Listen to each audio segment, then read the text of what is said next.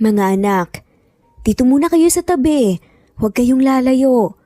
Paalala nga ni Diana sa makukulit niyang triplets na sina Tala, Luningning at Bituin. Maganda si Diana. Kutis porselana, hugis puso ang muka at mapupungay ang mga mata. Madalas pa nga rin siyang tinititigan ng mga lalaking driver at pasahero dahil sa angkin niyang ganda. Si Tala, umakyat sa bubong ng jeep! Napalingon si Diana, bitbit pa ang hawakan nga ng ihawan at mabilis na tumakbo para suwayin ito. Diyos ko Tala, bumaba ka dyan! Pero lalo pang ngumiti si Tala at tinuro ang kalangitan. Nay, tignan mo, may paru-paro sa ulap! Hindi paru-paro yan anak. Ulap lang yan, bumaba ka na bago ka pa mahulog dyan. Dahan-dahang bumaba si Tala mula sa bubong ng jeep. Pagkababa niya, agad naman siyang niyakap ni Diana. Kapag nawala ka talaga sa akin, hindi ko alam ang gagawin ko. Kaya please, wag namang makulit. Lumapit naman sila Luningning at Bituin. Parehong may hawak na plastic ng chichirya. Bakit po si Tala lang ang niyakap mo, Nay? Tanong nga ni Luningning. Oo nga po, gusto rin po namin ng yakap. Segunda naman ni Bituin. Napatawa na nga lamang si Diana at hinila nga si isang mahigpit na yakap ang tatlong bata. Aba syempre kayong tatlo ang mga bituin ng buhay ko. Napansin ni Diana ang isang lalaking nakatayo sa di kalayuan habang nakatingin nga sa kanila. Payat ito, mabalbas at suot ang kupas at butas-butas na t-shirt. Bitbit nito ang isang sako na may laman na kung ano-ano na pinulot nga sa paligid. Sa likod ng maruming muka, may tila familiar na titig nga ng lalaki. Parang kilala niya ito pero hindi niya matukoy kung saan. Lumapit ito ng dahan-dahan. Ma'am, gusto mong tumulong ako dyan sa pag-ihaw? Kahit magbitbit lang ng uling o kaya maglinis ng lugar. Kahit ano kapalit, kahit isang banana cue lang. Nung una hindi ka agad makasagot si Diana. Agad ding pumwesto. Sa harapan niya si Luningning at Bituin, habang si Tala naman ay parang interesado sa lalaking lumapit. Anong pangalan mo? Tanong nga ni Diana. Gabi po. Sagot naman ng lalaki sabay tingin sa mga bata at ngumiti sa mga to. Hindi po ako masamang tao. Sanay po ako sa trabaho. Hindi lang talaga ako sinuwerteng makahanap ng regular. Tinignan ni Diana ang kalagayan ng pwesto niya. Marami ng abong kailangan walisin at nauubusan na nga rin siya ng uling. Sa totoo lang matagal na nga rin siyang nangangailangan ng dagdag na kamay pero wala siyang budget para sa sweldo. Magaling ka ba sa pag-aapoy? Tanong nga ni Diana. Naku, sa kalsada po ako natutulog. Magluto ma'am, gamit lang ng karton at saka sira-sirang lata. Expertise ko yan. Expertise? Nagtaka pa nga si Diana. Pues, subukan mo nga kung gaano kakabilis magwalis ng abo.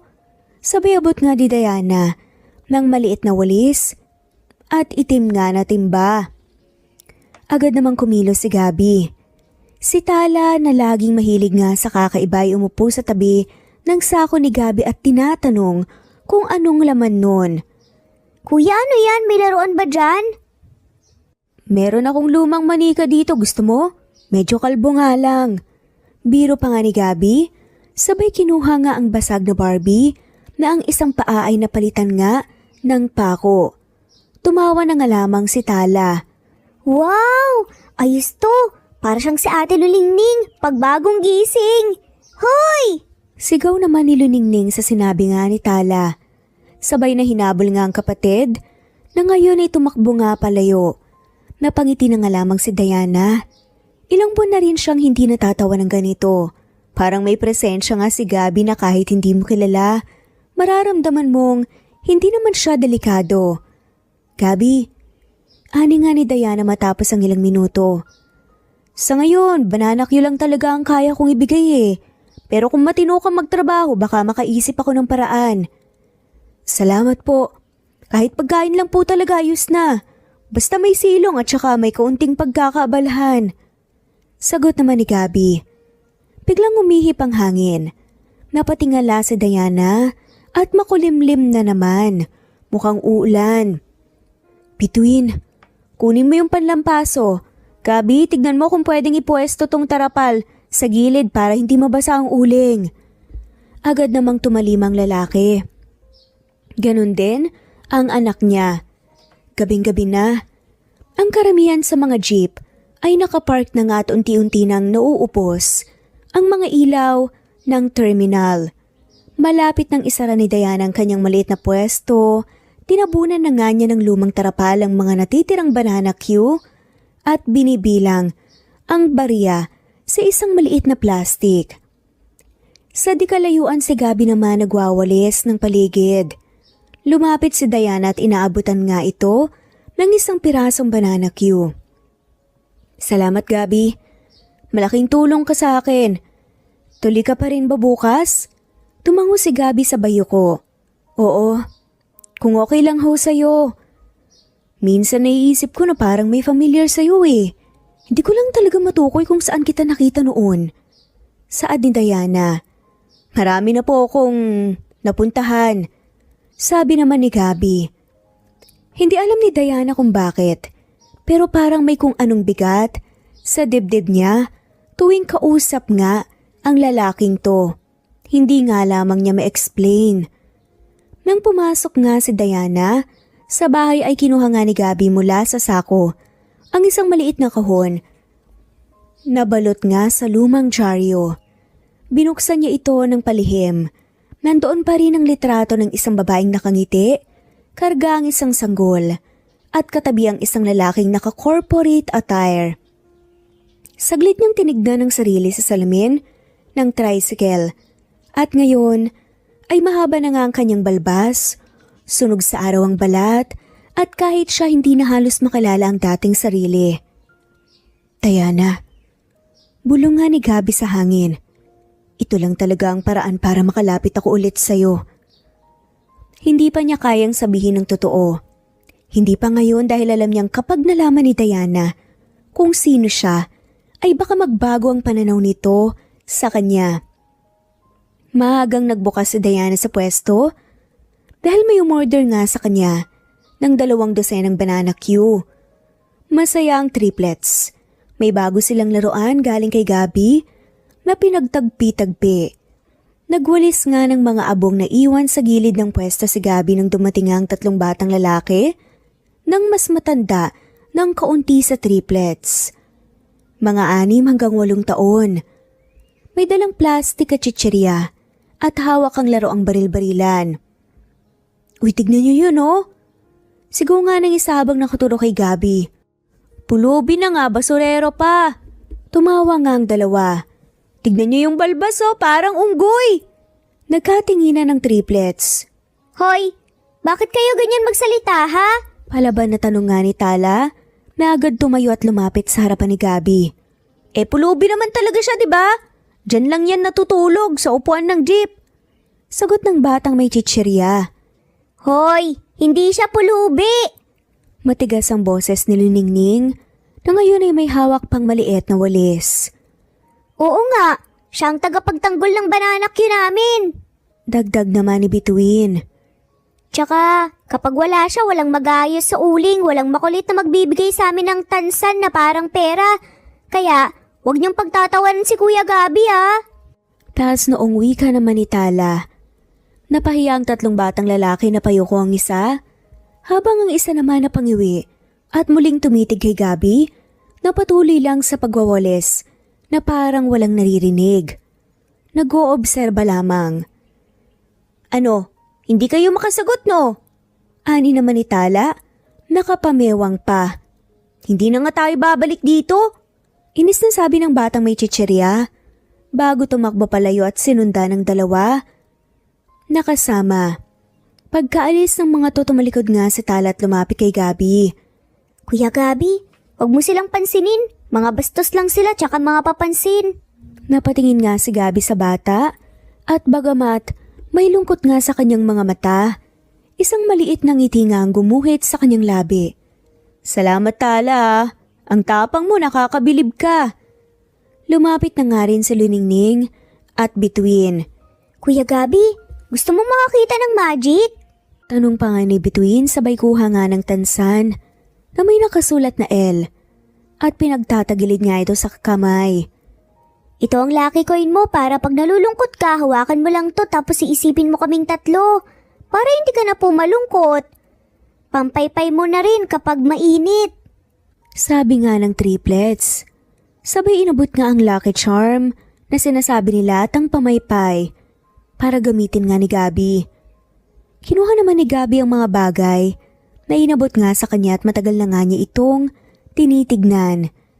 Hindi niya alam kung bakit pero parang gustong-gusto niyang umiyak sa sobrang kabutihang pinapakita ng mga matatapang na batang to. Sobrang salamat ah. Hindi niyo alam kung gaano kahalaga to para sa akin. Kuya Gabi, ikaw ba may anak ka? Tanong naman ni Tala habang kumukuha ng isang tansan mula sa bulsa. Napatigil si Gabi at hindi siya kaagad nakasagot. Wala, pero dati muntik na. Mahina nga niyang sagot sabay iwas nga ng tingin. Bago pa man makatanong nga ulit ang bata, lumapit si Diana na may bitbit na tray ng bagong lutong banana Q. Ano bang pinagkukumpulan niyo rito? Nay, binigyan namin si Kuya Gabi ng lucky coin, pamaypay tsaka friendship magic. Nagmamalaki at masayang sagot pa nga ni Bituin. Aba, ganun ba? Swerte ka pala ngayon, Gabi ah. Biro pa nga ni Diana at inabot nga ang tray kay Gabi. Mainit-init pa yan. Tikman mo muna bago mo ibenta yung iba. Tinignan nga ni Gabi ang tray, saka si Diana. Salamat sa lahat ah. Hapon na muli, nagkalat na naman ang mga bata sa paligid habang si Diana ay nagtutuhog nga ng saging sa kawayan. Si Gabi naman ay nasa isang gilid, pinapaapoy ang uling gamit ang pira-pirasong karton. Gabi, pagkatapos natin dito gusto mo ba maglinis ka muna ng sarili mo? Napalingon nga si Gabi. Po? Tanong nga nito kay Diana. May extra kasi akong sabon sa loob, may tabo, mainit ang tubig kapag nilagyan ng bato yung kalan. Saka, may lumang labahin ako na pwede mong gamitin na pamalit ng suot mo. Para kang hindi tao kung makatingin ng ibang pasahero ah. Natigilan nga si Gabi. Napakagat siya sa labi at saglit na tumingin sa mga bata na ngayon ay busy nga sa paghahambala ng tansan. Pasensya na po Ma'am Diana, pero ayos lang ako. Sanay na po akong ganito. Hindi ako namimilit. Pero alam mo minsan kahit paano kailangan din nating alagaan ang sarili natin. Kahit sa panlabas lang. Saad nga ni Diana. Baka hindi na ako papansinin ng mga bata. Baka mag-ibang tingin nila sa akin. At ikaw? Saad nga ni Gabi. Pero napakunot noo nga sa Diana. Ako? Takang tanong nga nito. Agad na sumagot si Gabi tila may sasabihin pero pinili na nga lamang niyang ngumiti. Bigla namang napalingon si Diana sa paligid dahil napansin niyang parang nawala ang presensya nito. Teka, sana si Gabi? Wala na ito sa gilid ng ihawan, wala rin sa tabi ng mga bata, pati ang sako nito wala na rin sa dati nitong pwesto. Tala? Luningning Bituin? Nakita niyo ba si Kuya Gabi? Takang tanong nga ni Diana. Tumigil ang mga bata sa paglalaro ng tansan at napatingin sa paligid. Kanina lang po nandyan siya nag-aapoy. Baka nag-CR o baka naman kinuha yung kahon niya na iwan niya kanina Lumabas si Diana mula sa pwesto, sinipat ang daan papuntang palikuran at likod ng mga nakaparadang jeep pero wala roon. Lumapit si Tala at mahigpit na hinawakan ang kamay ni Diana. Nanay, babalik pa kaya siya? Napaupo si Diana sa bangko, napabuntong hininga. Hindi dumating si Gabi kinabukasan. Nasanay pa naman si Diana na maaga pa lang. Naroon na ito, nagwawalis, nagpapagatong, o tinutulungan siya sa pag-aayos ng pwesto. Pero ngayong araw, wala pa rin ng lalaki kahit mag-alas 11 na. Ma, nasan kaya si Kuya Gabi? Tanong nga ni Tala habang hawak ang tansang. Kinugupitan nga ni Gabi ng maliit na mukha gamit ang kutsilyo. Baka may pinuntahan lang. Sagot na nga lamang ni Diana bagamat hindi rin niya alam kung bakit may kaba sa dibdib niya. Sa kabilang banda, sa tuktok ng isang opisina muling tumayo si Gabi na ngayon ay si Gavin Santiago. Wala na nga ang disguise nitong suot bilang pulubi. Sa tabi niya ay ang assistant niyang si Marla. Sir Gavin, urgent meeting with the board in 20 minutes. Gusto niyo po bang munang tawagan ng lawyer niyo before we finalize the joint venture? Tanong nga ni Marla. Later. Malamig at mahinahong sagot nga ni Gavin habang hawak ang isang picture frame. Nakikita rito ang litrato nila ni Diana sa unang anak nila na namatay na si Gio. Dahil ito rin ang dahilan kung bakit magkahiwalay sila ng babae. Kaya nang makita niyang nagtitindi ito ngayon ng banana Q, naisipan niyang mag-disguise bilang pulubi upang makalapit. Sapat na ang ilang taong pagtitiis niya nang wala si Diana. Gusto niyang bumawi kahit alam niyang maliit na lamang ang chance nila. Pangalawang araw na wala si Gabi at kahit hindi nga aminin ni Diana sa sarili, may parte sa kanya na naghahanap sa presensya ng lalaking yun. Nang biglang may humintong kotse sa tapat ng terminal, bumaba mula rito ang isang lalaking nasa mid-30s. Maayos ang bihis at may dala pang maliit na supot ng prutas. Ronald? Tanong nga ni Diana. Hi Diana, dumaan lang ako para kamustahin ka. At syempre, ang mga anak natin. Lumapit ang triplets pero hindi masyadong masaya ang mga to sa pagbabalik tanaw.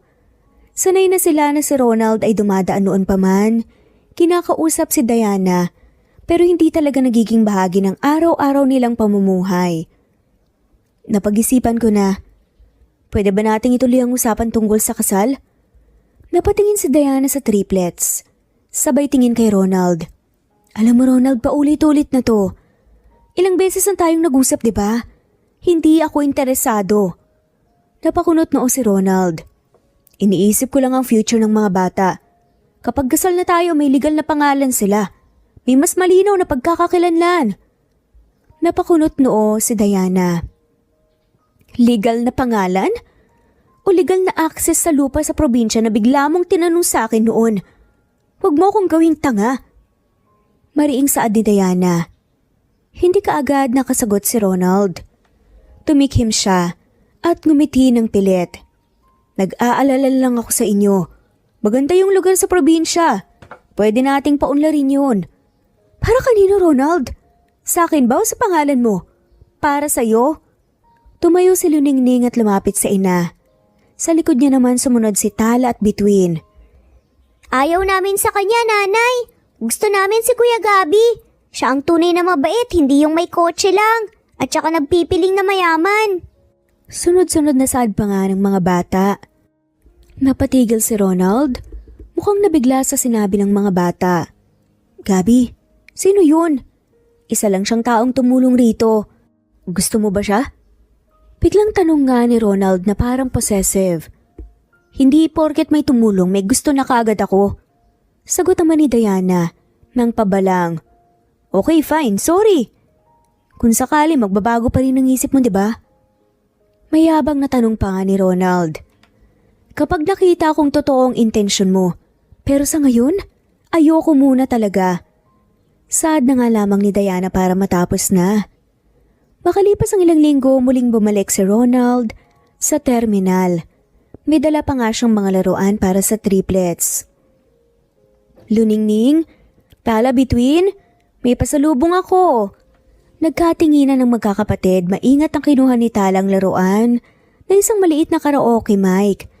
Si Luningning naman ay may bagong coloring book at si Bituin naman may plastic ng candy. Bakit pa kayo laging may dala? Tanong nga ni Bituin. Kasi gusto kong maging paboritong tito. O baka, tatay, pang-aalo pa nga ni Ronald. Kahit mukha namang kaplastikan lamang. Sabi ni nanay, hindi niyo raw kailangan magpakasal para tumulong. Pairap na saad ng triplets. Tama ang nanay niyo pero gusto ko lang mapalapit sa inyo, pwede ba? Mula noon mas madalas nang dumalaw si Ronald. Kapag wala si Diana, si Ronald ang naiiwan kasamang triplets. Tuwang-tuwa pa ang triplets sa mga pasalubong ni Ronald pero habang tumatagal, napapansin ni Tala na may kakaiba sa kilos ng lalaki. Tala, halika rito. Subukan mo tong bagong mic, magaling ka palang kumanta, di ba? Ani pa nga ni Ronald kay Tala. Sige po! Masiglang sagot na nga lamang ng inosenteng bata, pero habang kumakanta siya, napapansin niyang hindi na tumatawa si Ronald, kaya ng dati. Si Luningning na noon, nagkukulay, ay biglang napaangat ng tingin nang marinig nga ang mas malakas na boses ni Ronald. Bituin, ilang beses ko bang sasabihin huwag kang mangulit habang nag-uusap kami ng kapatid mo? Nagulat nga ang tatlo. Hindi pa nila narinig si Ronald na sumigaw ng ganito. Agad lumapit si Bituin kay Tala at mahigpit na hinawakan ng kamay. Eh di hindi po dapat kayo sumisigaw. Pasensya na, pagod lang siguro si Tito pero huwag kayong pasaway ah. Masyado kayong spoiled kay Gabi eh. Hindi po kami spoiled, mabait lang talaga siya. Mabait? Naku, baka nga hindi niyo alam kung anong klaseng tao yun, baka kriminal pa yun. Pero mas lumala nga ito, kinalaunan. Galit na hinawakan ni Ronald ang braso ni Luningning. Kanina pa ako tawag ng tawag sa'yo. Hindi ka ba marunong sumagot ha? Aray, Tito, sorry na po. Naluluhan na nga nasabi ni Luningning. Habang pilit niyang inaalis, ang mahigpit na hawak nga ni Ronald sa kanyang braso. Ang kulit mo kasi. Sinabi ko nang huwag kayong lalabas habang wala ang nanay niyo. Biglang pumasok si Tala bitbitang tansan na pininturahan nga ni Gabi at napahinto nga ng makita ang eksena. Tito Ronald, bitawan mo po si ate! Sigaw nga ni Tala. Nanlilisik ang mga mata. Nabigla nga si Ronald at agad na binitawan si Luningning. Mabilis siyang ngumiti. Tila walang nangyari. Hindi ko siya sinasaktan ha. Napagalitan ko lang talaga. Nag-aalala lang si Tito kasi baka mapahamak siya. Pagpapalusot nga niya, pumasok na nga rin si Bituin may hawak na baso ng tubig. Nakita ko po kayo sa bintana eh. Hawak niyo po si ate na parang gusto niyo pong baliin yung braso niya. Tumigil nga si Ronald pero pinilit ang maamong tono. Ang tatapang niyo ah. Gusto ko lang namang turuan kayo ng disiplina eh. Ako rin naman talaga ang gustong maging tatay niyo, di ba? Hindi! Sabay-sabay na sigaw nga ng triplets. Nabigla si Ronald pero dumungaw nga siya sa bintana at nakita nga si Diana na paparating. Agad niyang inayos ang sarili, pinunasan ng pawis at kinuhang muli ang ngiting kunwari walang bahid ng galit. Pagpasok ni Diana sa bahay, naabutan niya ang mga anak na parang tahimik lamang. Si Ronald naman nakaupo na at tila kalmado. "Oh, kamusta rito?" Masayang tanong nga ni Diana. "Okay lang, nakipaglaro ako sa mga bata. Medyo makulit lang sila Luningning pero ayos na." Napansin ni Diana ang pulang bakas sa braso ni Luningning. "Teka, anong nangyari sa braso mo?" Nabangga lang sa mesa. Sabi ko nga kay Luningning, mag-ingat next time eh." Sabat naman kaagad ni Ronald. Ngumiti si Luningning ng pilit. Opo, Nay. Ronald, baka gusto mong umuwi muna ngayon. Medyo pagod din kasi ako sa pwesto eh. Kailangan ko rin kausapin ng mga bata. Saad naman bigla ni Diana. Sige. Next time dadalhan ko sila ng pizza. Para naman mag-enjoy yung mga bituin mo. Saad na nga lamang ng lalaki. Maraming salamat. Sagot ni Diana pero hindi tumingin sa lalaki. Pagkaalis ni Ronald, agad na lumuhod si Diana sa harap ng triplets. "Sabihin niyo sa akin ng totoo. Ano ba talagang nangyari?" Tumulang luha ni Luningning. Sinaktan po niya ako, Nay. Hinila po niya si ate. Akala niya wala kayong makita. Sunod-sunod na saad nga ng triplets. Niyakap na nga lamang ni Diana ang mga anak ng mahigpit. Galit na galit nga ang namuo sa dibdib niya. "Simula ngayon, wala nang lalapit sa inyo na hindi ko alam. at hindi ko na siya papayagan pang makalapit sa inyo. Pumunta nga si Gabby sa terminal. Nakasuot nga ulit siya ng lumang damit pero hindi na kasing gulo ng una. Dumiretso siya sa pwesto ni Diana at ng mga bata. Kuya Gabby! Sabay-sabay na sigaw nga ng triplets. Agad na tumakbo papunta sa kanya. Mabilis siyang napaluhod at sinalubong sila ng yakap. O teka, para kayong hindi ako nakita ng isang buwan na. Akala po namin hindi na po kayo babalik eh. Hinahanap ka po namin palagi. Sad pa nga nila Tala at Luningning. Nakangiti si Gabby pero pansin niyang may lungkot sa mga mata ng bata. Lumapit na nga lamang si Diana na may hawak na pandehado ng bagong pritong banana Q. Akala ko hindi ka na babalik. Kailangan ko lang balikan ng ilang bagay. Bago pa man makasagot si Diana, may humintong sasakyan sa di kalayuan. Pagbukas ng pinto ay bumaba na nga si Ronald na may dalang supot ng pizza, kaya ng pinangako. Aba, mukhang may bisita tayo ah. Ani pa nga ni Ronald habang papalapit. Tamang-tama para sa mga batang dala ko. Napalingon si Gabby, agad nga siyang napatayo.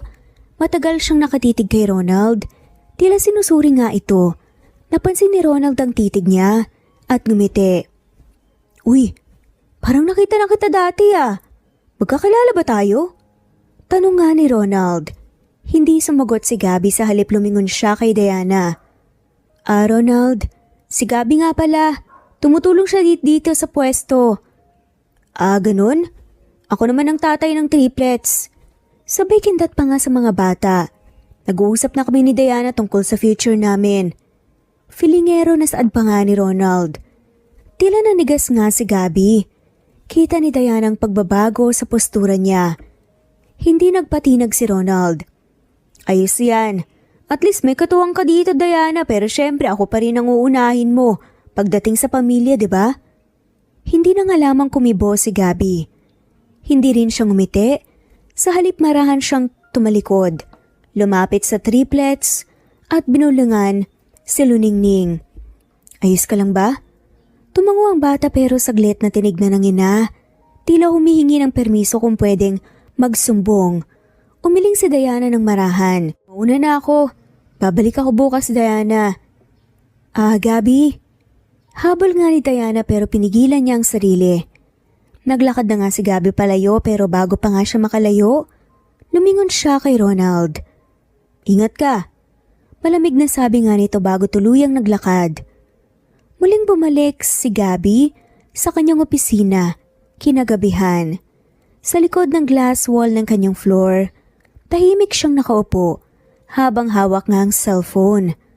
Sa kabilang linya ay assistant niyang si Marla. I need you to dig into someone for me. Ronald Chavez, mid-30s, used to work sa kumpanya ko years ago. Check his current affiliations, real estate interests, and any record na maglilink sa kanya sa probinsya ng Tarlac. Sad nga ni Gabby. Got it, sir. You want this discreet? No paper trail. I want to know kung bakit biglang bumalik tong lalaking to kay Diana. Sad pa nga ni Gabby. Pagkababa ng tawag, hindi pa rin mapakali si Gavin. Kahit na sabihin wala siyang karapatan, kahit pa iniiwasan nga niyang pansinin ang nararamdaman niya, kinakabahan siya para kay Diana. Maagang naroon si Gabby sa pwesto nga ni Diana. Nasa gilid nga siya, pinapainit ang mantika, habang si Diana nagsasaayos nga ng mga balot ng saging. Gabby, biglang sabi nga ni Diana, tingin mo ba, mali na pinapasok ko pa si Ronald sa buhay namin? Hindi ka agad nakasagot si Gabby. Tinignan niya ito, napagod nga sa mga alalahanin. Hindi ako ang tamang tao para sabihan ka ng tama o mali, Diana. Pero minsan, pag masyadong pilit ang isang tao na pumasok sa buhay mo, baka may ibang dahilan siya. Baka may ibang pakay talaga. Natigilan nga si Diana. Sa tingin mo may ibang pakay si Ronald? Tumango si Gabby. Sa tingin ko naman, wala siyang pakialam sa bata kung hindi ka kasama. Napatango-tango na nga lamang si Diana at napaisip. Lumipas ang ilang araw. Patuloy ang pagbabalik-balik nga ni Ronald, pero ngayon may kakaiba sa kilos ni Gabby. Hindi siya basta-basta umaalis kapag andoon si Ronald. So napag-isipan mo na ba ulit yung tungkol sa kasal? Tanong na naman ulit ni Ronald. Wala pa ako sa ganong face, Ronald eh. Ayusin mo muna siguro ang relasyon mo sa mga bata. Ginagawa ko naman ang lahat I bring food, gifts at kahit na nakikipaglaro sa kanila. Hindi ba yun sapat? Sapat ba yun kung hindi sila komportable? Hindi mo sila pwedeng bilhin ng pagkain gusto mo at aasahang tawagin kanilang papa. Hindi ganun kadali yun. Saad ni Diana. Tumahimik na nga lamang si Ronald pero bahagyang sumimangot. Nagangat siya ng tingin kay Gabby na abala sa paglalagay nga ng banana cue sa bandehado. Napapaisip na nga lamang siya. Baka kasi may ibang nagsusulsul dyan, kaya ayaw nilang tanggapin ako, no? Ano ka ba? Hindi mo kailangan siraan ng iba para lang mapansin ka. Sabat naman ni Gabby. Hindi naman ako naninira. Nagugulat lang ako. Dati wala namang ibang lalaki dito ang masaklap pulubi pa. Ang dami namang disente sa paligid, bakit ito pang pinili mo? Sad nga ni Ronald, minamaliit si Gabby. Tumigil ka na nga, Ronald. Kung talagang gusto mong mapalapit sa kanila, dapat wala kang kaaway sa paligid nila. Lalo na't si Gabby ang tinuturing nilang kaibigan. Bumalik nga si Gabby sa kanyang ginagawa. Pero habang pinapahid niya ang mantika, naramdaman niyang pinapanood nga siya ni Ronald. Hindi takot ang nararamdaman niya, kundi paniniguradong kailangan nga niyang manatiling alerto. Samantala, Sir, you were right. Ronald Chavez is connected to a development firm trying to acquire ancestral lands sa Tarlac. Guess what? One of those properties is registered under Diana's late grandmother. May dispute case ongoing and yes, he's one of the signatories sa mga offer documents. Pagbabalita nga ni Marla. He's not here for the kids. He's here for the land. I see. Keep digging. Anything na pwedeng magamit legally, I want it ready. Kailangan natin ng mga ebidensya. Sa mga araw na yon, naging abala si Gabby sa opisina. May bigla ang audit nga sa isa sa mga satellite branches nila sa Laguna. Kaya't kinailangan nga niyang bumiyahe at pansamantalang mawala sa mata ni Diana. Muling bumalik si Ronald, may dala itong papel na naka-envelope at may kasamang babae. Diana, makikiusap ako. Last time na lang. May kasama ako ngayon si Attorney Mina de los Reyes. Para lang malinaw lahat, hindi ito sapilitan pero gusto kong pakinggan mo. Napatingin si Diana sa babae. May dalang folder nga si Attorney Mina. May logo ng isang kilalang law firm. Kinuha niya ang papel at pinasa. Ma'am, ang offer po ay sa halagang 6.2 million para sa lupa ng inyong yumaong lola. Ang kailangan lang po ay waiver of rights mula sa inyo since kayo po ang nakatala bilang last known living heir. Kasama rin po dito ang provision para sa trust fund ng mga bata if ever pipirmahan niyo po. Napakunot noo si Diana. Trust fund? Oo, naisip ko. Kung ayaw mo pa rin makipagrelasyon at least masesecure ang kinabukasan ng mga anak natin. Hindi naman ito para sa akin, Diana. Para sa kanila to. Hindi ko kailangan makuha ang lupa pero gusto kong matulungan ka. Tumigil nga sa Diana. May halong alinlangan sa kanyang mata. Pero totoo rin ang pagod niya. Ilang taon na nga siyang lumaban mag-isa. Ang kinabukasan ng mga anak niya, palaging nasa likod ng isip niya. At siguradong walang kapalit to? Hindi ko kailangan pakasalan ka, di ba? Walang kapalit, pangako. Kahit tayo mo na sa akin, okay lang. Gusto lang mapabuti ang buhay niyo. Dahan-dahang binitawan ni Diana ang buntong hininga. Matagal nga siyang tumahimik. Bago minitawan, ang tanong na tila nga sa sarili niya rin nakadirekta. Malibang, tanggapin ang tulong kapag para sa mga anak mo na rin? Ma'am, nasa sa inyo po ang desisyon. Nandito lang po kami upang ipaliwanag ang terms. Ani nga ni Attorney Mina. Muling tinignan ni Diana ang mga papel. Maayos ang pagkakadraft. Legal. Walang puwersa. May nakasaad pa nga ang clause na hindi siya maaaring pilitin o impluwensyahan matapos nga ang pirma. Hawak ang ballpen. Nanginginig ang kamay ni Diana. Nakita ito ni Ronald kaya't lumapit siya. Para sa triplets, Diana. Para hindi mo kailangan magtulak ng kariton araw-araw. At pumirma na nga si Diana. Pagbalik ni Gabby sa terminal, masaya siyang sinalubong ng mga bata pero napansin niya kaagad ang bagong tarp sa gilid ng bahay ni Diana. Lot for development. Future site of Horizon View Homes. Napatingin siya sa mga bata. Teka, anong nangyari dito?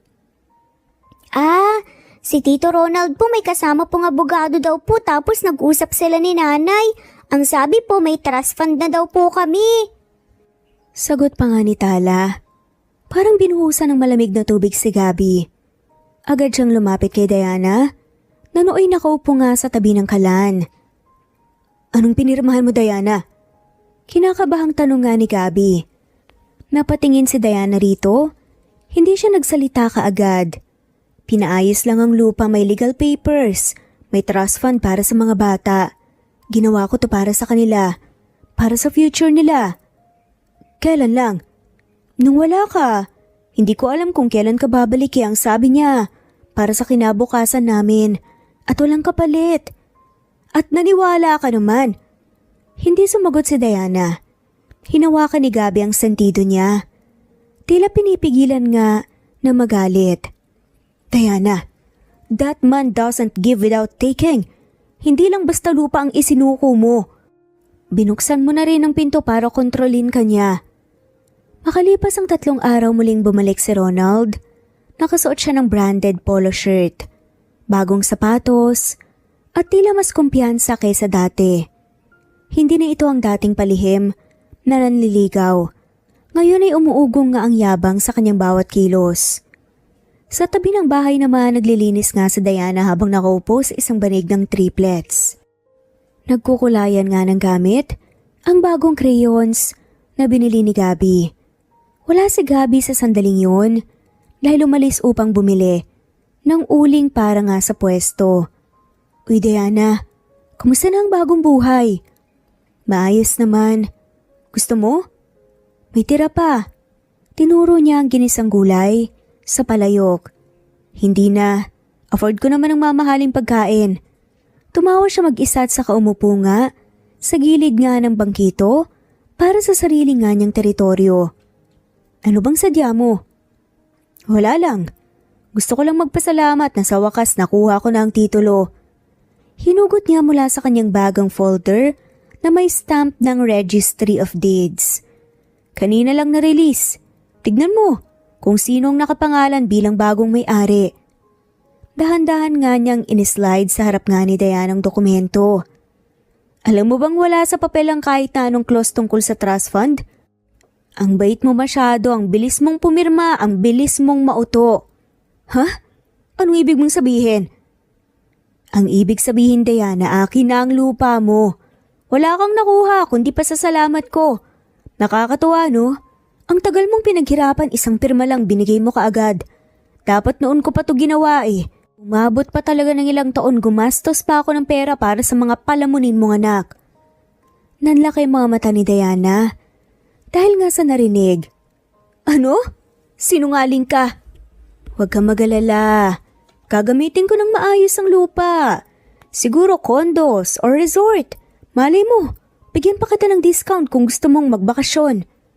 Napapikit na nga lamang si Diana habang nanginginig ang dibdib sa inis at kahihiyan. Gusto niyang sumigaw pero walang boses na lumalabas.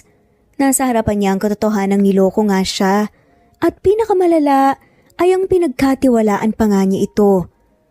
Ang sarap sa pakiramdam, no? Ang dami mong prinsipyo tapos sa huli tatanga-tanga ka pa rin pala. Anong sabi mo? Nag-echo nga ang tinig na yun mula sa likuran. Dumating si Gabby suot ang apron mula sa tindahan ng uling at may hawak pang supot ng asul na plastik. Ikaw na naman? Bakit ba pakailamero kang pulubi ka? Ano bang alam mo dito ha? Hindi sumagot si Gabby. Inilapag lang niya ang supot sa lamesa at naglakad papalapit. Lumapit siya kay Diana at marahang tinapik ang likod nito. Totoo ba tong sinasabi niya? Hindi nga sumagot si Diana dahil sa pagtulo ng kanyang luha, kumpirmado na nga ang sagot. Eto na naman tayo. Lalaki na naman ang nagmamagaling dito, hayaan mo na tol. Business is business, ang problema kasi sa babae mo masyadong may tiwali. Sayang, maganda pa naman. At bago pa matapos ang susunod na salita, ay isang suntok ang dumapos sa pisngi ni Ronald. Napasubsob siya, hawak na folder. Ano bang problema mo? Wag na wag mong tatawaging tanga si Diana, Ronald. Hindi mo alam kung sinong kaharap mo ngayon. Matapang na saad nga ni Gabby. Hindi mo ko kilala. Ronald Chavez, ex-fiancé officer ng Santiago Group. Tinanggal ka dahil sa under-the-table dealings at panloloko ng mga client. Ginamit mo pa talaga si Diana dahil sa kasakiman mo para sa pera. Namutla si Ronald sa narinig. Hindi ako pulis, pero kaya kong patunayan lahat ng baho mo. And if you think you fooled Diana, tandaan mo hindi pa huli ang lahat para habulin ka ng batas. Wala kang ebidensya. May kopya ako ng waiver. At kung ako sa'yo, mag-ingat ka sa susunod mong hakbang. Dahil simula ngayon ako magbabantay sa kanila. Nang makalis nga si Ronald, naiwan nga ang katahimikan sa paligid ng bahay. Pinulot ni Gabby ang hulog na folder, inabot niya kay Diana. Hawak-hawak pa rin ni Diana ang papel na nagpapatunay ng paglipat ng lupa. Teka, paano mo nagawa to? Sino ka ba talaga? Tanong nga ni Diana. Napatigil si Gabby, hindi siya kaagad nakasagot. Wala akong kilalang pulubi na ganyan magsalita. Alam mo, ang batas. Alam mo ang pangalan ni Ronald sa kumpanya. Alam mo kung paano gumalaw. Nagtatakang saad nga ni Diana. Tumingin siya sa mga mata ng lalaki. Hindi ito makatingin pabalik. Gabby, sino ka ba? Bubuksan na nga sana ni Gabby ang bibig para ipagtapat nga ang katotohanan nang biglang may humintong 3 sasakyan sa tapat ng bahay. Bumaba mula sa isa ang mga lalaking naka-corporate attire. Sa gitna nila ay isang familiar na babae, si Marla, ang assistant ni Gabby. Sir Gavin, we've been looking for you. The board is waiting for your directive regarding the Ronald Chavez land grab attempt. You disappeared without notice, sir. The company is in chaos. Sad nga ni Marla. Teka, Gavin? Tumigil sa harap ni Diana si Marla. Ma'am, pasensya na po talaga kung nagulat kayo pero ang kasama niyo po ngayon ay si Mr. Gavin Santiago, ang CEO of Santiago Group of Enterprises. Pagpapaliwanag na nga ni Marla. Hindi makapaniwala si Diana. Napatras siya ng kaunti para bang biglang naging estranghero ang lalaking kasama niya nitong mga nakaraang linggo. Sa panahong nakasama ka namin, ikaw pala si Gavin? Bakit mo ginagawa to? Tanong nga ni Diana. Dahil hindi ako sigurado kung paano kita haharapin, Diana. Nung nawala ang anak natin, nasira rin ako. Akala ko nakahanap ka na ng iba. Akala ko ang triplets ay bunga ng panibagong buhay mo. Ayokong gulhin ka. Pero nang makita kita, hindi ko na kayang hindi lumapit. Bakit ka pa nagpakita? Hiwalay na tayo. Hindi ka nagdalawang isip na papirmahin ako ng divorce paper, di ba? Dahil kapag pinilit ko pa ang sarili ko sa'yo, alam kong mas masasaktan ka lang, Diana. Nung una akala ko, magkapamilya ka na, kaya hindi na kita hinanap pa. Pero nalaman kong ako ang ama ng triplets. Inalagaan mo sila ng walang hinihinging tulong sa akin.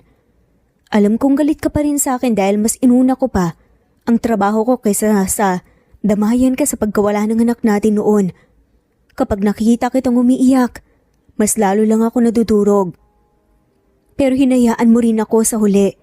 Pumayag kang maghiwalay tayo. Dahil kahit hindi mo sabihin ako ang dahilan kung bakit na-aksidente ang anak natin, Diana. Hindi mapigilan ni Gavin na manginig nga sa umusbong nga na emosyon Kung sinundo niya sana ang anak nila sa eskwelahan at hindi inunang trabaho, baka buhay pa nga ang anak nila. May binatilyo na sana silang anak ngayon. Nagkasunod-sunod ang pagtulungan ng luha ni Diana habang umiiling. Umiiyak ang triplets kahit hindi naman nila naintindihan ang nangyayari. Hindi kita kailanman sinisisi, Gavin. Masakit ang pagkamatay ni Gio pero masakit ang sariling asawa mo. Ang sinisisi mo.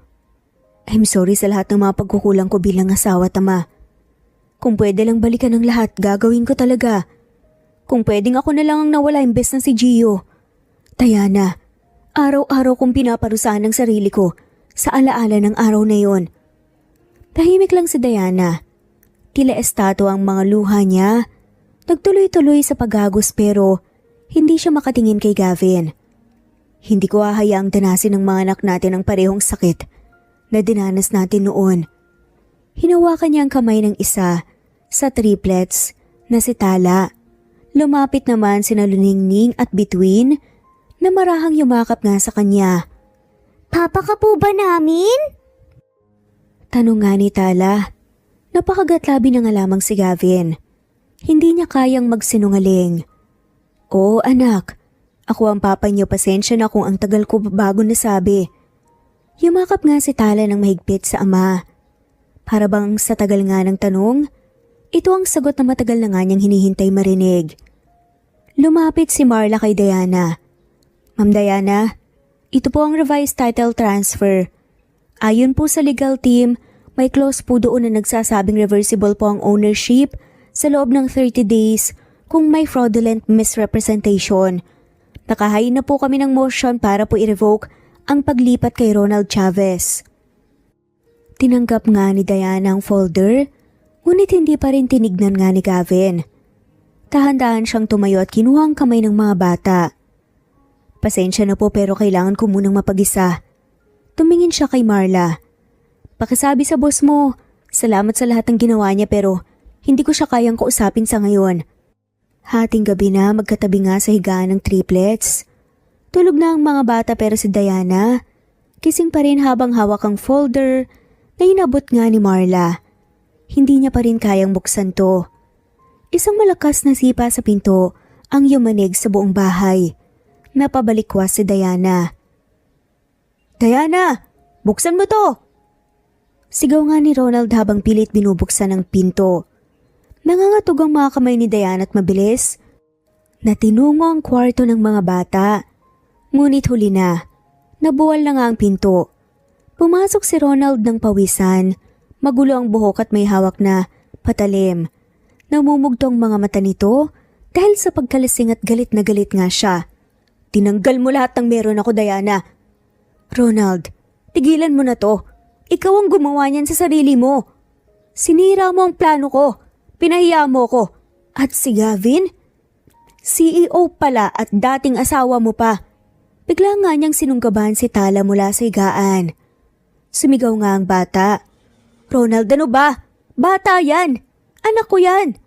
Akala mo ba matatakot ako sa mga batas? Ilang taon akong nagtrabaho sa sistema, alam ko kung paano umiwas. Mayabang na saad pa nga ni Ronald.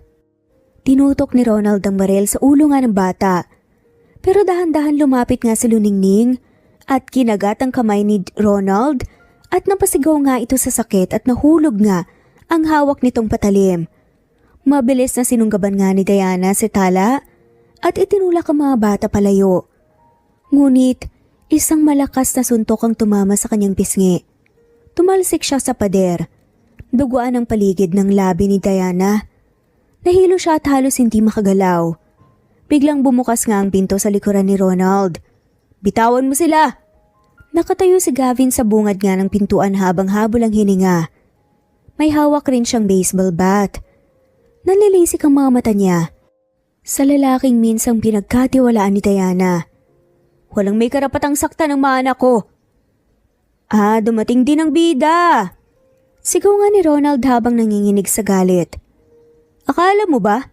Matatalo mo ko sa isang pirma lang sa papel? Bigla niyang sinugod si Gavin ngunit sinalubong nga siya ng malakas na hampas ng bat sa braso. Napasigaw si Ronald at natumba pero agad ding bumangon, sabay bigwas nga ng suntok sa panga ni Gavin.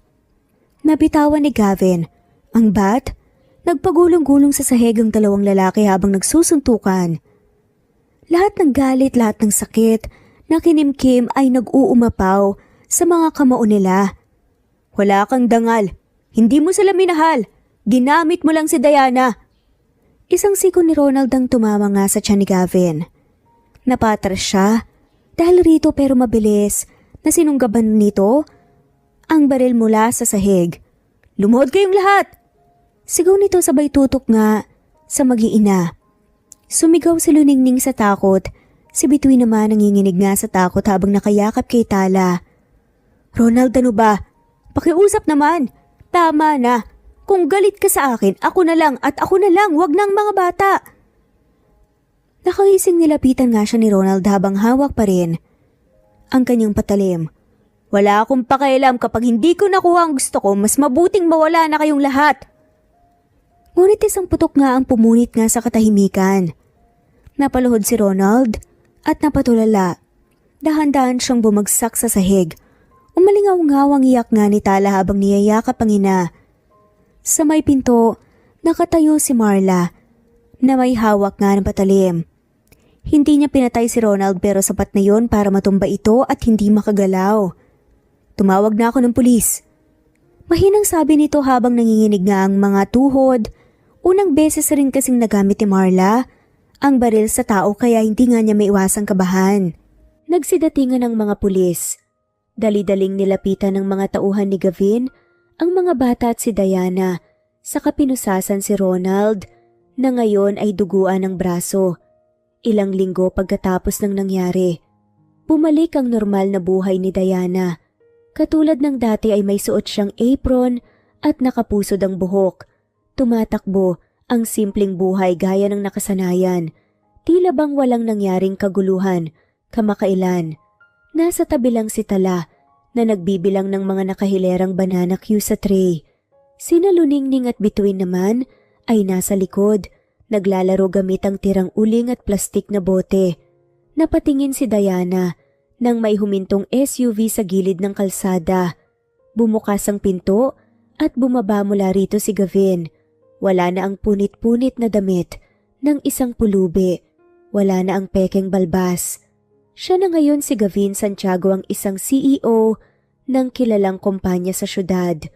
Huminto si Gavin sa tapat ng pwesto ni Diana. Hi, kumusta ang banana cue business? Tanong nga ni Gavin. Mainit ngayon kaya mabilis maubos. May gusto ka ba? Tumango si Gavin at ngumiti. Alam mo namang paborito ko to kahit dati pa. Kinuha ni Diana ang isa, tinabot nga sa kanya. Tinanggap ito ni Gavin at tahimik na kumagat. Hindi sila nagkatinginan. Wala ka sa opisina? Katatapos lang ng meeting, tumawag si Marla kanina. Gusto niyang iparating sa'yo yung update tungkol sa kaso ni Ronald at sa lupa.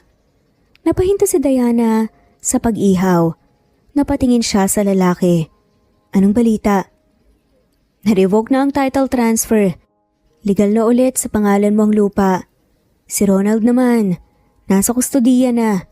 May 3 kaso siyang hinaharap: fraud, attempted kidnapping at illegal possession of firearms. Hindi siya makakalaya kahit magpiyansa pa siya. Hindi man ngumiti si Diana pero may nabawasan nga sa bigat ng balikat niya. Salamat.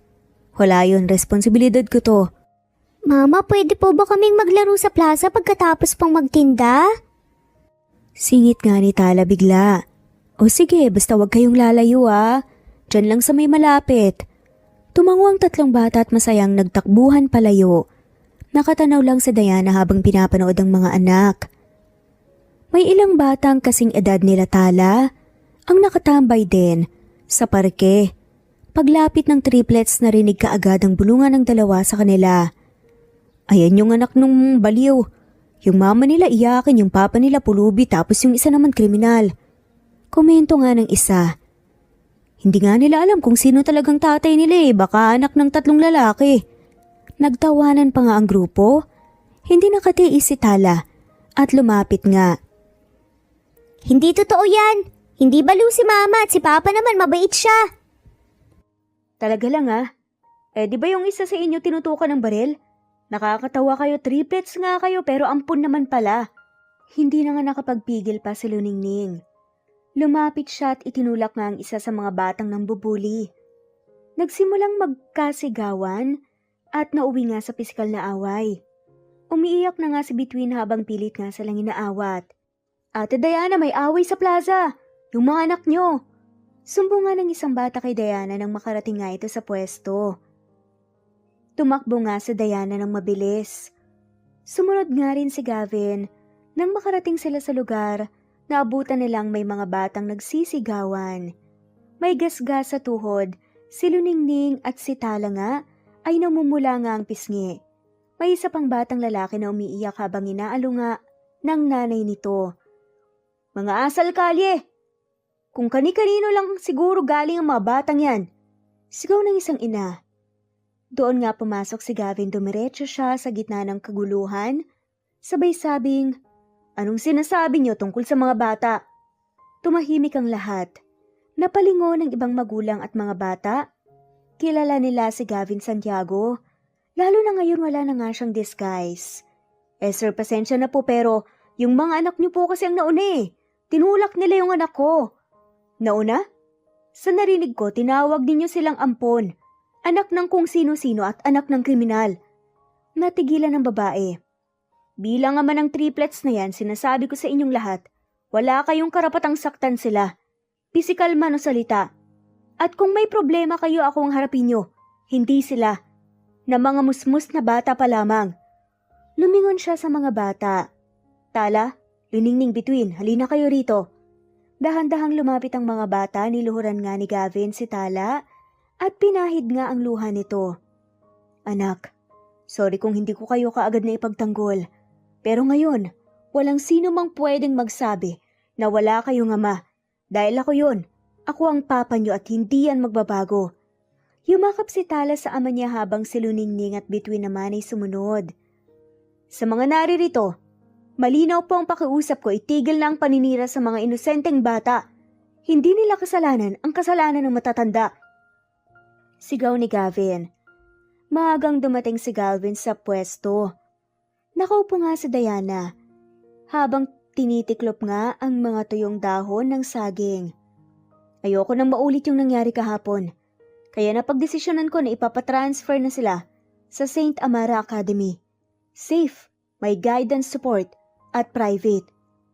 Saad nga ni Gavin, maayos naman sila sa public school Maayos ba yung binubuli sila? Diana, kaya ko namang tustusan. Bakit mo pa hinahadlangan? Dahil ayokong lumaki silang feeling espesyal dahil lang may pera ang tatay nila. Gusto kong matutunan nilang lumaban. Ayokong maging spoiled sila. Hindi naman sila magiging spoiled. Ayokong maging kasalanan ko kung may mangyari man ulit sa kanila. Hindi pera ang solusyon sa lahat, Gavin. Saad naman ni Diana. Palihim na nakikinig nga ang triplets. Nakadakwalk nga sila sa likod ng estante ng saging. Lagi na lang silang nagtatalo. Oo nga akala ko friends na sila, ang ingay-ingay naman nila. May idea ko. Gusto nyo itigil natin yung pagtatalo nila? Paano? Sagutan nga ng tatlo. Nakaupo sila ngayon sa tabi ng mga kahon ng saging. May hawak pa nga si Bituin na kahoy na kutsara. Ganito ang gawin natin. Gagawa tayo ng pekeng aksidente. Peke? Di ba bawal yun? Hindi totoo na bawal kung hindi talaga totoo kasi nga peke nga lang Hindi totoo yun. Sagutan nga nila. Napakamot na nga lamang ng ulo si Luningning dahil hindi niya maintindihan ang punto ng kapatid. Ha? Magpapanggap akong nahulog tapos sisigaw kayo. Tapos pupunta sila mama at papa. Pag nakita nilang nasugatan ako, kunwari lang matatakot sila. Tapos magyayakapan sila kasi nag-aalala sila Tapos boom! Hindi na sila mag-aaway. Paliwanag nga ni Bituin. Wow! Ang galing mo, Bituin. Parang plano ni Dora. Anong props natin? Ketchup!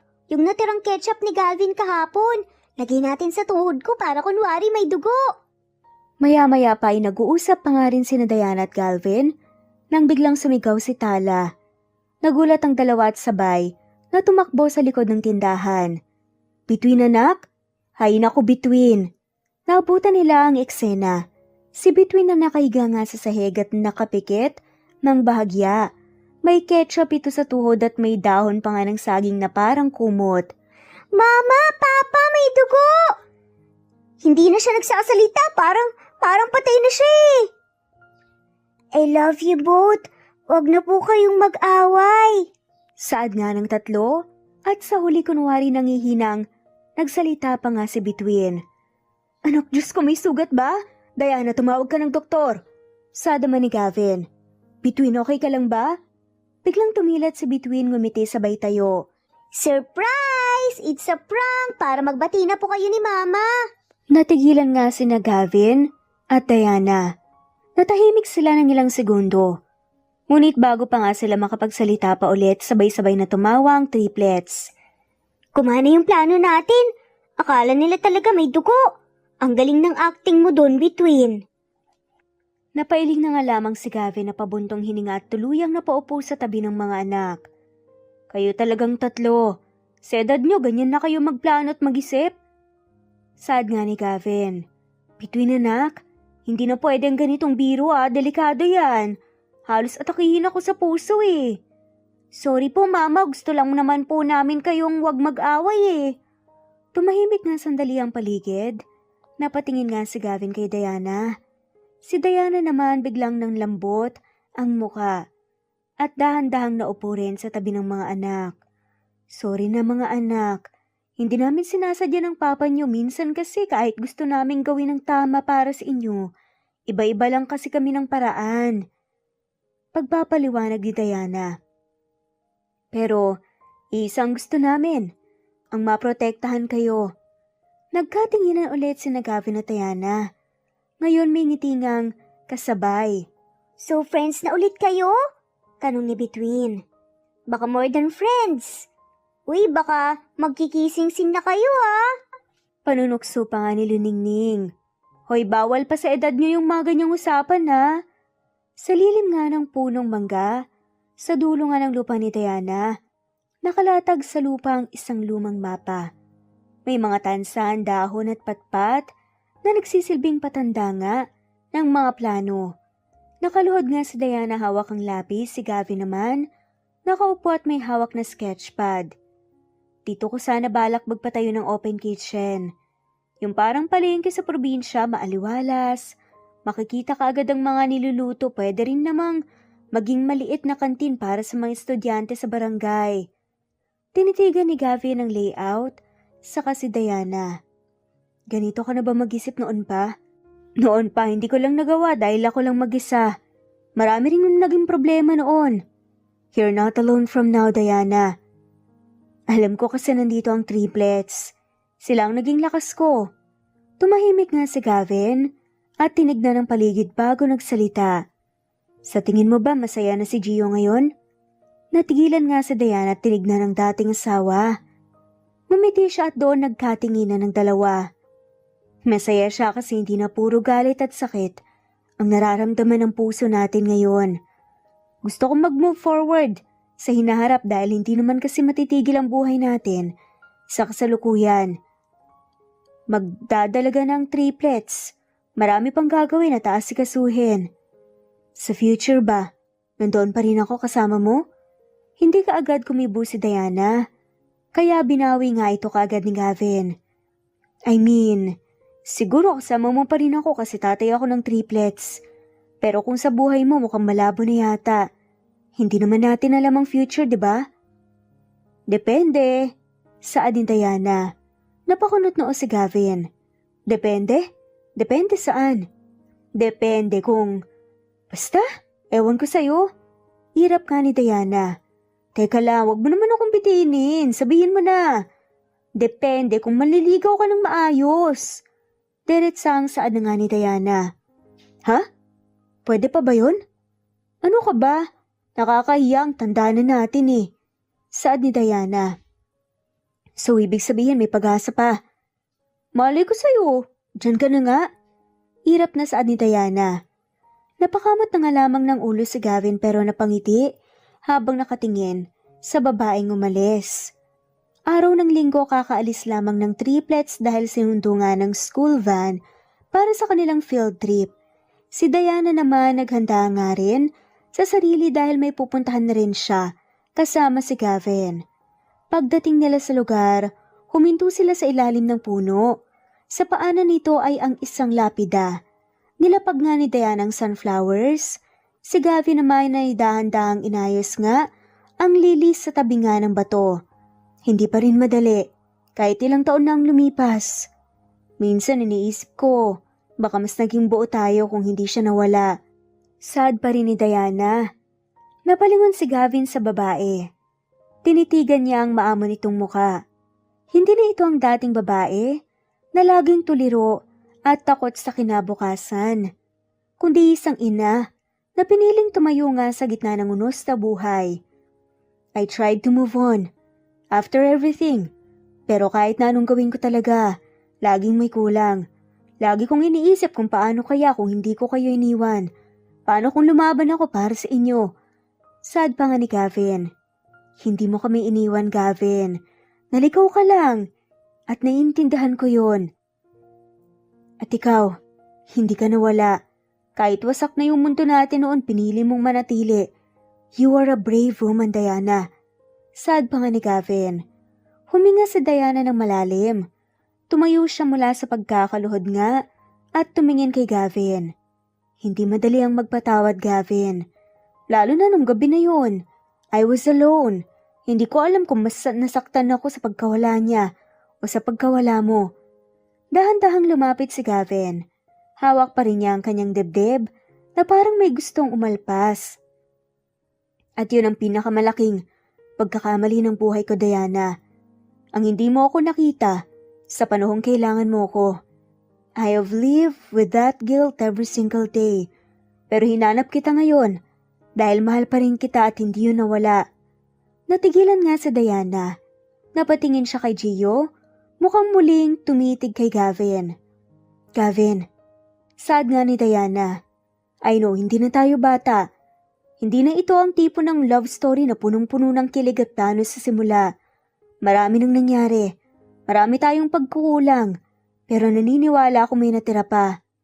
Sad pa nga ni Gavin. Pero sa totoo lang natatakot pa rin ako. Pag-amin naman ni Diana. Then I will wait. Hanggang sa hindi ka na matakot. Hanggang sa ako na ang safe place mo. Unti-unti nang nabuo ang pangarap ni Diana sa lupa. May open kitchen na ngayon sa gilid ng property. Ang mga estudyante mula sa barangay, madalas magtungo rito tuwing uwian. Gavin, hindi mo na kailangan gawin yan.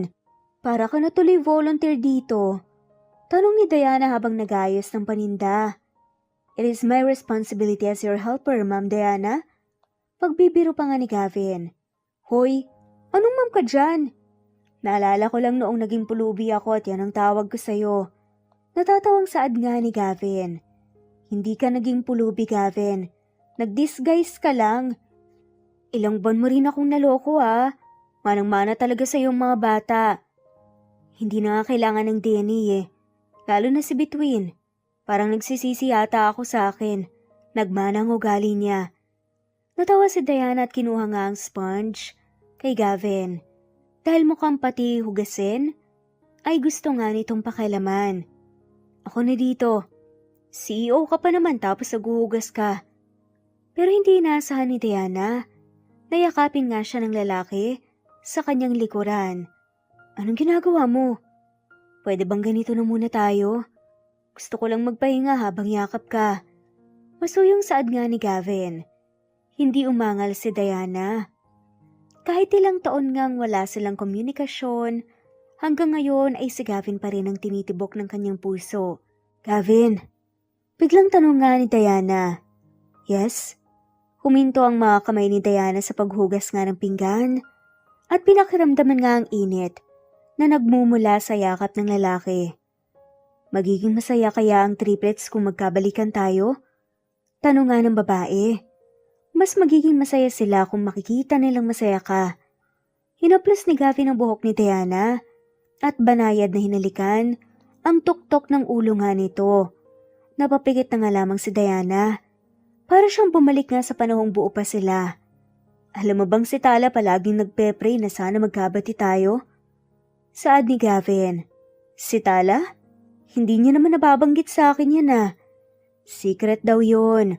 Pero nahuli ko siyang nakatitig sa lumang picture natin. Napakagatlabi na nga lamang si Diana. Ramdam niya ang pagbagsak ng mga emosyon. Napilit niyang kinikimkim. Kung ako lang ang tatanungin, matagal na akong bumalik. Pero alam kong hindi sapat ang sorry. Kaya eto ako. Araw-araw na tinutunaw ang galit mo. Baka sakaling sa dulo may matira pang pagmamahal para sa akin. Saad ni Gavin. Hindi mo kailangan tunawin yun. Kasi Gavin, kahit ilang beses akong masaktan, kahit ilang gabi akong mag-isa, hindi kita nakalimutan, mahal pa rin kita. Ay nako, andito lang po pala kayo. Nakapamewang na wika nga ni Between. Napatingin ang dalawa sa triplets, na ngayon ay parang kontrabida, kung makataas ang kilay. Bakit mga anak, may problema ba? Meron, dumami na po ang customers sa labas. Nandito lang po pala kayo at naglalambingan eh. Mamaya na ho yan, baka po magkabunso agad kami. Napangiwi na nga lamang si Diana habang si Gavin naman natatawa nang walang tunog. Tinakpan nito ang bibig at pilit na hindi matawa ng malakas. Sinong nagturo sa'yo ng salitang magkabunso, Between? Tanong nga ni Gavin. Si Tala po, sabi niya po, pag palagi pong magkasama ang mga magulang, magkakababy po ulit. Hoy, hindi ko yun sinabi ah. Sinabi mo kaya habang kumakain tayo ng champorado. Sabi mo kaya raw si Elmo may baby brother kasi laging magkasama yung parents niya. Napabuntong hininga si Diana habang hawak ang sentido. Gavin, tignan mo nga yung mga anak mo. Yung isa future lawyer, yung isa future chismosa, yung isa future stand-up comedian. Saad ni Diana. Manang-mana nga sa nanay. Natatawang saad pa nga ni Gavin. Ah, ganun. Ako pala ah. Kung mag-uusap kayo, pwede po bang wala kami? Bumalik na po tayo sa labas, marami pang customers eh. Magkasunod na saad nga nila Tala at Luningning. Napapailing na lamang si Diana at kinuha ang apron sa sampayan. Lumipas ang ilang taon, matagal na ring kasal sina Diana at Gavin. Matatag na ang pamilya nila at ang dating simpleng open kitchen ay lumago. Pero kahit gaano ka-stable ang buhay, hindi maiiwasan ang mga problema. Lalo na kapag tatlong teenager na babae ang kasabay na lumalaki. Naupo si Gavin sa terrace ng bahay nila habang pinapanood ang tatlong anak na nag-aaway sa garden. Sinabi ko na sa'yo, Luningning. Hindi mo ba naintindihan babae yung jowa mo? Ilang beses ko na nga siyang nakita na may katext na iba eh. Nainis nga na sabi ni Tala sa kapatid. Tigilan mo nga ako, Tala, wala kang alam sa relasyon namin. Hindi dahil sa matalino ka, ikaw nang laging tama. Okay, wait lang. Can we not fight sa harap ng mga kapitbahay? Nakakahiya oh, guys! Awat naman ni Between sa dalawa. I don't care. Kung hindi mo kayang protektahan ang sarili mo, akong gagawa. Sagot ni Tala. Hindi ko kailangan ng protection lalo na galing sa kapatid ko. Nakita nga ni Diana ang pagsasagutan nga at hindi siya natuwa. Tumigil nga siya sa tabi ng asawa tumikhim. Girls, pasok na. Ngayon na. Sa loob ng sala hindi pa rin magpapansinan ng tatlo. Alam niyo, ang sakit sa ulo niyong tatlo pag nag-aaway. Diyos ko, puro babae pa naman kayo. Kahit tatlo kayong maganda at matatalino, hindi ibig sabihin hindi kayo pwedeng magkamali. Especially sa approach ninyo sa isa't isa. Sad nga ni Gavin. Pero pa, mali talaga yung lalaki. Sinusubukan ko lang namang tulungan si Ningning.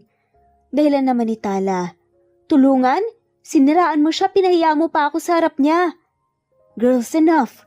Both of you have points, but both of you also made mistakes. Sad ni Diana. Tala, your intention is good but the way you handled it, nakasakit ka. And Ningning, hindi porket mahal mong isang tao pipikit ka na lamang kung may red flags. Bili naman ni Gavin. Saad pa nga ni Diana, ang love hindi laging tama dahil nararamdaman mo. Minsan mas tama ang mata kaysa sa puso. At kapag sinabi ng kapatid mo ang napansin niya, Hindi ibig sabihin gusto kanyang kontrolin, gusto ko lang niyang protektahan. Saad naman ni Diana. And maybe you both forgot na magkakampi kayo. Hindi kayo mag-aaway. Sabat pa nga ni Bituin. Ningning, love isn't supposed to hurt. If you ever feel like kailangan mo siyang ipaglaban para lang maramdaman mong mahal ka niya, then maybe it's not love. Saad ni Gavin. And talang pagiging matalino hindi rason para maging mapanakit. Next time, pag-usapan at hindi dapat umabot sa nagsasakitan kayo. I'm sorry, Tala. I just like him too much. Saad naman ni Luningning pagkatapos ng ilang minutong katahimikan. Gets ko naman. Pero next time consult mo rin kami, okay? Nagkatinginan silang tatlo huminga. Si Bituin at biglang umiti. Okay, group hug na tayo. Sige na, wag nang mag-away. Tumayo si Gavin, niyakap nga si Diana mula sa likod habang pinapanood ang triplets na nagyakapan. Umupo ang buong pamilya sa mahabang mesa sa kusina. Naghain si Diana ng kanilang hapunan habang si Gavin naman kumuha ng tubig. Pa, kung may lalaki pong manakit sa akin in the future, anong gagawin mo? Tanong bigla ni Tala. Uupo ako sa harap niya, bibigyan siya ng tsaa. Kakausapin. Tsaa lang? Saad naman ni Tala. Oo. Tapos saka ako siya titignan ng diretso at tatanungin kung gusto ba niyang may tsaa rin sa ICU dahil doon ko siya ihahatid. Si Papa talaga palaging nagbibiro. Alam niyo anak, walang karapatan ng lalaki na sirain kayo. At hindi rin responsibilidad ng kapatid o magulang na laging ayusin ang puso niyo. Kayo mismo dapat ang marunong tumayo kapag nasaktan at matuto sa pagkadapa. Advice pa nga ni Diana. Kahit masakit, taas noong saad nga ng babae. Lalo na kapag masakit. Saad naman ni Diana. Sabi pa nga ni Gavin, ang tunay na pagmamahal hindi nasusukat sa dami ng beses mong ipinaglaban ang maling tao, kundi sa daming beses mong pinili na respetuhin ang sarili mo. Natahimik ang triplets, parang ninanamnam nga ang mga salitang hango sa sarili nilang kwento. Mapa, pwede po bang magtanong? Tanong ni Luningning. Ano yun anak? Tanong naman ni Diana. Paano niyo nalaman na kayo pa rin talaga ang para sa isa't isa? Kahit ang dami niyo ng pinagdaanan. Kahit na nagkahiwalay pa nga kayo eh. Nagkatinginan sila Diana at Gavin. Ilang segundo silang hindi nagsalita bago sumagot. Sabay silang huminga ng malalim. Saad nga ni Gavin, hindi namin nalaman na kung hindi namin sinubukan. Kasi kahit feeling ko wala nang pag-asa ang relasyon namin noon, umasa pa rin ako at syempre, nagdarasal ako na maging okay kami. Pero kailangan pa rin ng effort. Hindi pwedeng ihasa lang natin sa tadhana dahil choice niyong dalawa na magsama. Kung gusto niyong maging kayo sa huli, gawin niyo at paghirapan. Saad pa nga ni Gavin. Dagdag naman ni Diana, hindi ko kayang ituro sa inyo paano magalit ng habang buhay. Dahil mas mabuting magpatawad kaysa magtanim ng sama ng loob. Panindigan niyo dapat ang sinumpaan niyo sa Diyos. Pero depende pa rin naman sa sitwasyon. Napayo ko si Tala na parang nilulunok ang bagong leksyon sa buhay. So ibig sabihin hindi sapat na mahal lang? Dapat kaya rin panindigan? Exactly. Kasi ang love hindi yan dahil kinilig lang tayo para matawag na mahal natin ang isang tao. Hindi yun ganun. Aabot talaga sa puntong magtitiis tayo at masasaktan pa. Parte yan ng pagmamahal. At kung mahal mo talaga ang isang tao, hindi mo siya paiiyakin para lang patunayan mong may power ka sa relasyon. Ipaparamdam mo sa kanya na safe siya sa'yo. Saad pa nga ni Gavin. Tumango-tango si Bituin. Alam niyo kahit puro tayo sigawan minsan, I like how we always end up back together. Parang banana cue ni Mama. Kahit sunog minsan matamis pa rin sa dulo. Natatawang saad ni Bituin. Nagtawanan ng buong pamilya dahil sa birit nga nito na hanggang sa lumaki ay makulit pa rin. Matapos ang hapunan na upo nga si Gavin sa terrace. Hawak niya ang lumang picture nila ni Diana, kasama ang anak nilang si Gio. Lumapit naman si Diana at niyakap siya at sabay silang tumingin sa buwan. Ang tunay na pag-ibig hindi lamang tungkol sa mga happy moments na magkasama, kundi pati sa mga pagsubok na haharapin nyo dahil walang binigay ang Diyos na hindi natin kayang ipanalo. At dito na nga po nagtatapos ang kwentong pagmamahalan nila Diana at Gavin. Maraming salamat po sa lahat ng mawalang sawang sumusubaybay at shout out po sa mga sumusunod.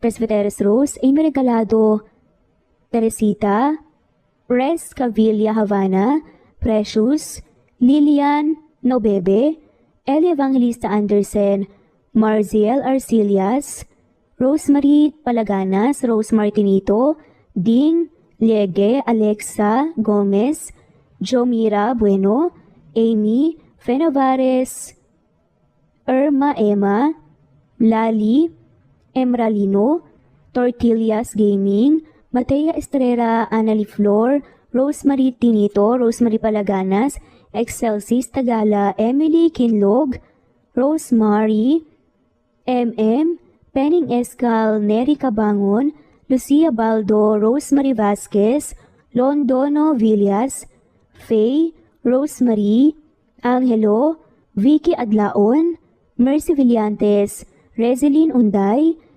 Allen, Ace, Nino Regidor, Jeyo Cadtec, Escapades Matilda, Irma Valerio, Agustina Aniceto, Cecilia Alvior, Naitan Canada, Lily Roda Barcial, Eli Ramirez, Doris Day Pangan, Lynn Lee of Macau, Reyes, Rebecca Tezuka, Noel Macero, Rizalina Credo, Mitchie Karch, Romel Carion, Juliet Panlilio, Lynn, Merlilyn Zenny Marion, Wenoni Anya Lucas from Bacolod City, Merlina Aparata, Annalyn Nantes, Flordette, Lorena Utod, Faye, Anita Hernando, Roach Ann Rodriguez, Mary Rose Carillo Jesusa, Enday Samante, Enday Lebra, Yolanda Tejida, Honey Villasenor, Tessie, Marichan, Ann Mariano, Wilma Guzman, Gabrielio, Liu, Maria Rica Natividad, Melanie Juan, Anita Hernando, Teresita Arevalo, Raquel Magno, Carmencita Falcon, Flordette, Nat Greenfax, Luz Templo Nuevo, Teresita Schmid, Flor Cabrera, Virginia Salazar, Luz Templo Nuevo, Leia, Madeline Tagle, Wilma Villafuerte, Isaac Ablon, Menchita de Belen, Federico, Mercy Edrosolo, Fe, Adam Samachas, Quinsiano Ebas, Eli Ramirez Elizabeth Kilas, Harem Ruhi, Julius Edna Romero, Charlie Angelina Samia, Emma Gadiano, Rosemary Vasquez, Lisa, Estelita Mahia, Elvi Candontol, Corazon Danke of University of Eastern Philippines University, Teresita, Neil Bacolor, Evangeline Zamora, Charlie Jane Clemente, Susan Upaga, Susan Rodrigo, Fred Deliza de Guzman, Juby Hernandez, Helen Morillo, Edarlina Fahil, Rosie, Juliet Kaday, Kuya Atok, Betty Losnong, Crescen, Susana, Tessie, Rumbawa, Lovina Galang, Aida Jurado, Emily Kinlog, Mirna Hamero, Liz Berito, Gabrielio, Juan Spotify, Imelda Fortes of Calamba City, Larry Malapaya, Dance, Remy's Life Official, Ellie Evangelist Anderson, Choi, Ri, Jasmine Baya, Jerowina Aquino, Emeguba, Marilyn Babula, Shane Villarmino, Beth Sardina, Gabriel, Nino Regidor, Mel Abrogar, Rosemary Vasquez at shoutout na rin po sa lahat ng mga walang sawang sumusubaybay. Maraming salamat po. Veronica Briseño, Violeta Murillo, Teresita, Teresa Bulie, Christine Flores, Nesbeth Anaban, Flor Salvalion, Kuwait, Raquel Labay, Kuya Atok, Lani Pardillo, Eva Violeta, Presbyteros Rose, Amy Regalado, Teresita, Pres Cavilla Havana, Precious, Lilian Naubebe, Eli Evangelista Anderson, Marziel Arcilias, Rosemary Palaganas, Rose Martinito, Ding Liege, Alexa Gomez, Jomira Bueno, Amy Fenavares, Irma Emma, Lali Emralino, Tortillas Gaming, Matea Estrera, Annalie Flor, Rosemary Tinito, Rosemary Palaganas, Excelsis Tagala, Emily Kinlog, Rosemary, MM, Penning Escal, Neri Cabangon, Lucia Baldo, Rosemary Vasquez, Londono Villas, Faye, Rosemary, Angelo, Vicky Adlaon, Mercy Villantes, Rezeline Unday, Allen, Ace, Nino Regidor, Jeyo Cadtec, Escapades Matilda, Irma Valerio, Agustina Aniceto, Cecilia Alvior, Naitan Canada, Lily Roda Barcial, Eli Ramirez, Doris Day Pangan, Lynn Lee of Macau, Reyes, Rebecca Tezuka, Noel Macero, Rizalina Credo, Mitchie Karch, Romel Carion, Juliet Panlilio, Lynn, Merlilyn Zenny Marion, Benoni Anya Lucas from Bacolod City, Merlina Aparata, Annalyn Nantes, Flordette, Lorena Utod, Faye, Anita Hernando, Roach Ann Rodriguez, at shoutout na rin po sa lahat ng mga walang sawang sumusubaybay. Maraming salamat po.